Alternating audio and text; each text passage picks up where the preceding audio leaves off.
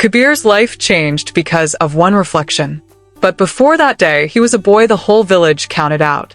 He lived in a tiny, forgotten place, the kind of village where dreams were considered a luxury. His shoes were worn thin, his bag held together with safety pins, and some nights he fell asleep pretending he wasn't hungry. But what nobody saw was the fire he carried quietly inside. Kabir wanted more, not out of greed, but out of hope. Whenever he shared his dream, people smirked. How can a boy with empty pockets think of big futures? Focus on tomorrow's bread, not impossible goals. Those words hurt, and for a moment, he wondered if they were right. One evening, Kabir sat by the river, skipping stones that sank as quickly as his confidence. That's when an elder from the village, Master Ravi, approached him. "You look heavier than the stones you're throwing," he said gently. Kabir lowered his head. "Everyone says my dreams are foolish. Maybe they're right." Master Ravi didn't argue. Instead, he handed him a small, polished piece of metal. "Look into this." Kabir saw his reflection, tired and unsure. "Now look past the tiredness," the teacher said. Kabir focused, and suddenly he saw it. A flicker, a spark. A tiny flame of determination stared back. "That fire," Master Ravi whispered, "is your true strength. People will try to bury it under doubt and insults. Your job is to wipe that dust away every day with your actions." Kabir held onto those words like they were oxygen. That night, he didn't just walk home. He walked with purpose. Life didn't magically get easier. His mother often needed medicine that they couldn't afford. His father came home exhausted from the fields. And Kabir knew he had to rise if the family ever would. So he created a routine. Morning, school.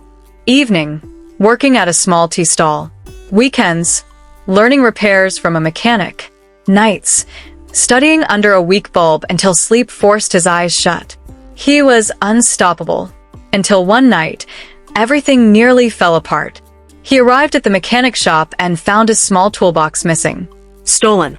All the tools he had saved months for, gone.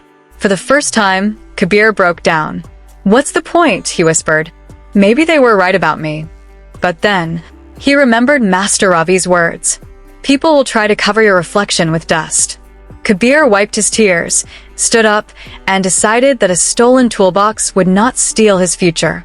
He borrowed tools, worked twice as hard, and slowly rebuilt what he'd lost. After months of practice, he fixed his first phone, then his 10th, then his 100th. Customers started returning, bringing friends. He saved every coin. Soon he opened a tiny repair stall, then a small shop, then another. Every step felt earned because it was. Eventually, Kabir launched his first line of budget-friendly gadgets. Simple, honest, reliable. And the boy who once stitched his own school bag now provided jobs to people who once laughed at him. His mother received proper treatment. His father finally rested from the fields. Kabir's fire had become a lighthouse. One morning, Master Ravi visited his office. Kabir immediately stood and greeted him. The old teacher smiled proudly. "You see, Kabir, the world expected you to stay small, but you listened to the fire inside instead of the noise outside.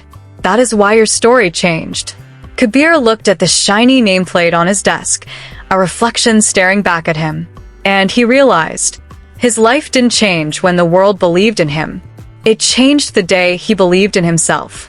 Kabir's journey began with one reflection. Maybe yours will too. Before you leave, ask yourself, when you look at your own reflection, do you see the world's doubts? Or do you see the fire waiting to grow? Your next chapter begins the moment you choose to see your power, not your limitations. Start today.